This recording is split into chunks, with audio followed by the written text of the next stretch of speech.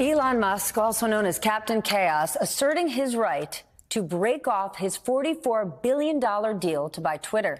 In a new securities filing, Musk's lawyers argue the social media company is refusing his data requests about spam and fake accounts on the platform.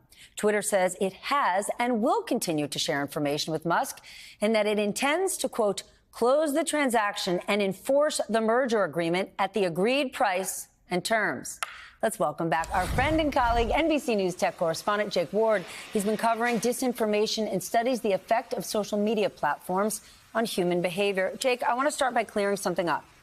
When Musk put in a bid for this company, he waived his right to due diligence. He put it in the merger agreement. That's like saying you're buying a house and you waive your right to an inspection. So that's on you if you get into that house and the plumbing doesn't work.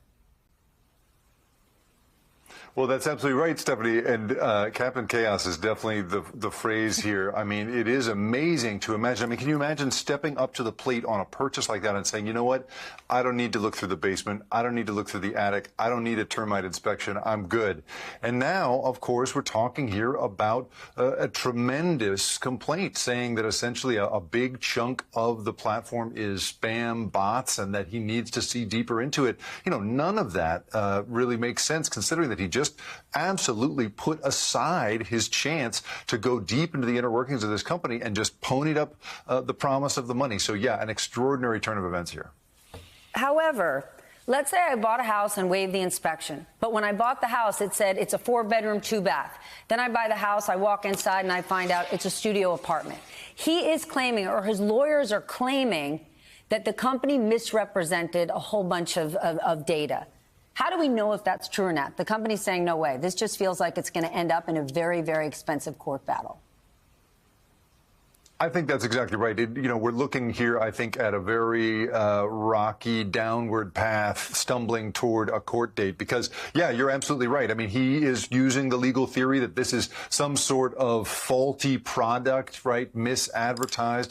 But he's also asking, you know, Twitter to basically open up its data to him at a time when they're probably not really totally convinced that this is going to go forward. We hear that inside Twitter, as of today, employees on Slack channels are openly saying, you know, this might not actually come together. So if you're in Twitter's position, you're not going to open up your system to this guy.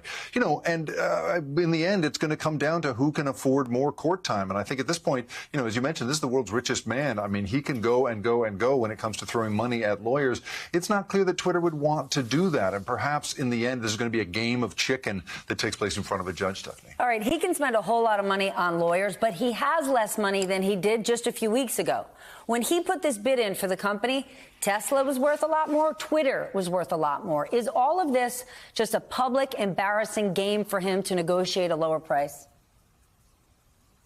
It seems like it probably is. I mean, there's really very little chance that this is, you know, based on some sort of grand philosophical purpose. In my experience, when you're dealing with people who run these kinds of companies to the tune of billions and billions of dollars, they don't do anything unless it has multiple purposes. So it seems here like this tactic has to do with driving down that price. You know, a who can blink first in court kind of situation may very well get him the lower price he's looking for. The question is just going to be, you know, is this going to go his way? Can he make this happen? One little note I'll just throw at you that I think is a really interesting new wrinkle is that the Texas Attorney General has just announced that he's actually going to be looking into the question of bots on Twitter. Texas, as you know, is the new home of Tesla, so that's a funny coincidence. So we're looking at this strange moment. I'm just wondering what's going to come next. It's really curious to see, is he going to try and pony up, you know, sort of cozy up to Republican politicians, perhaps? Is he going to try and get in the right camp ahead of the midterms, and that'll somehow put him in the right position? I don't know where this thing is headed. I wish I did, but it is fantastically amazing to watch this guy now saying, I didn't, you know, you didn't tell me what I was buying, you know, and it definitely seems like it's all headed to court at this point, Stephanie. Amazing or awful? The Texas Attorney General saying nothing about guns the week after a mass shooting in that state. But in some circles, people are saying he's now doing Elon Musk's bidding for him. Is this going to make any difference, what the Attorney General wants to do?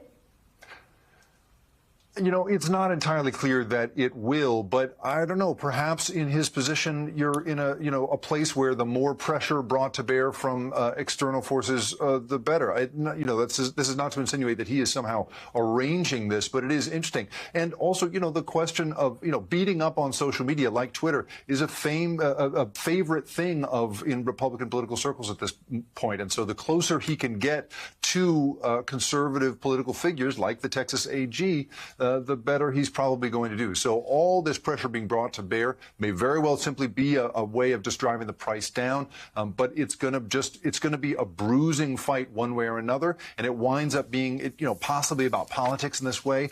Just a real mess here, Stephanie.